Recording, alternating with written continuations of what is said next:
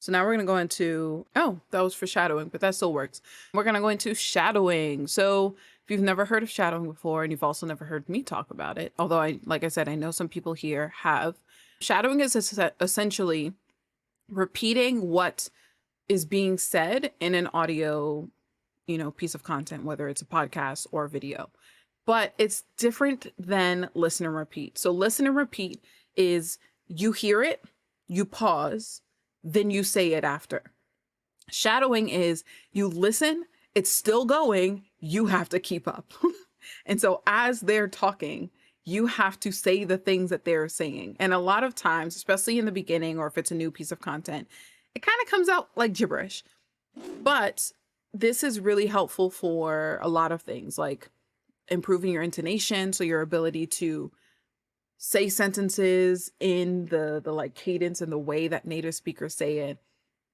It helps you to, for example, if it's more natural content where people are just talking and it's not scripted, you also get to hear and practice how people pause in sentences in conversation, like all of those things that we do in English, for example. But it's like I said, it's different than listen and repeat, because part of the work that you have to do is keep up with the audio. Now, if it's something long, like a movie or a TV show, you might want to break it up into chunks, but usually I do this with things like podcasts or YouTube videos that are no longer than 15 minutes. And I'm just like, no, just saying what they're saying. I don't care if it's right or not. No one's listening to me. No one's editing my voice. But I know that this is really helpful because it's getting my mouth used to saying the words, especially words that I might trip up on. It's getting me used to how to say words in a sentence, because when we say words in isolation, it's very different than how they're said together.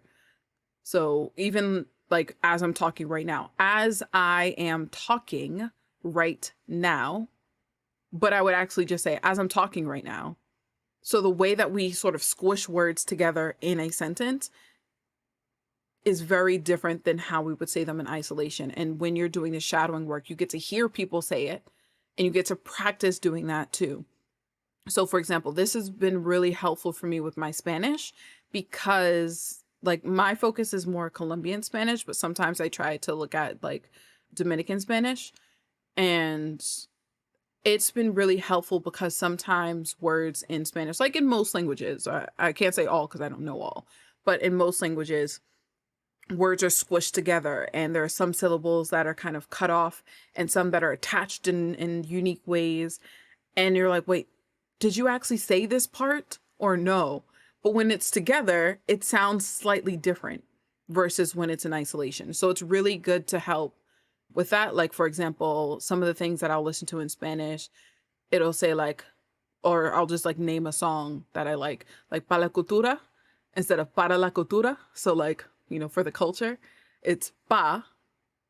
And so being able to practice that in a more natural sounding way is really, really powerful. But I want to point out, like this, or not point out, to just share some things to keep in mind, some things to be aware of and avoid when you're trying to do the shadowing practice. So the first thing is falling into like a perfectionist trap, falling into this space of, I got to say everything right the first time. I have to, not make a mistake. I have to sound intelligible and say all the word. No, this is not a test. This is not an exam. No one is going to hire or fire you based off of your shadowing skills, and also no one is perfect. So give yourself permission to be a little silly, to have fun with it, and to keep going. And the second thing is really, generally speaking, don't pause. If you trip up on a word or you missed it because you were trying to shadow the last thing and they kept talking, just keep going. Just pick up where you left off and just keep going. Mistakes are the whole point. How else can you learn? Absolutely, Sam. How else can you learn if you're not making mistakes? Because the mistakes tell you what not to do so that you can hone in on what you should be doing instead. 100%. So yeah, you listen to it.